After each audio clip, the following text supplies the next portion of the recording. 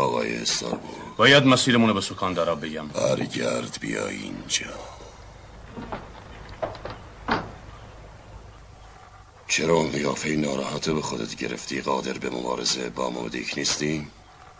نه خدای حق، اینو بدونین من در راه هدفی که در پیش داریم حاضرم به هر مبارزه مرگباری دست بزنم. هدف ما از این سفر صید نهنگ، نه انتقام فرماندمون از مودیک. با گرفتن این انتقام چند چلیک روغن گیرمون میاد و در بازار نیو بدفورد به چه مبلغی به فروش میرسه؟ این انتقامو با پول نمیشه مقایسه کرد مرد. این کار منافع زیادی به من میرسونه.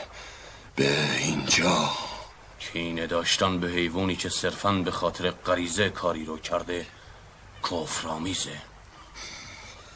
با من از کفر حرف نزن مرد. من حتی اگه خورشیدم ناراحتم کنه بهش حمله میکنم.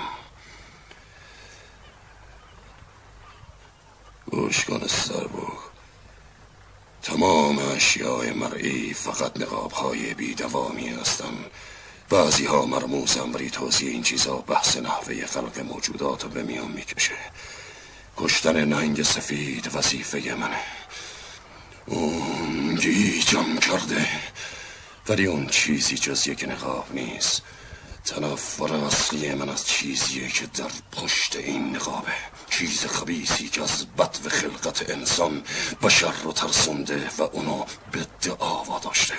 چیزی که نسل ما رو ناتوانا فلج میکنه، به کلی نابودمون نمیکنه، بلکه میگذاره بمانیم با یک قلب نصفه و با قدرتی 2.5 شده.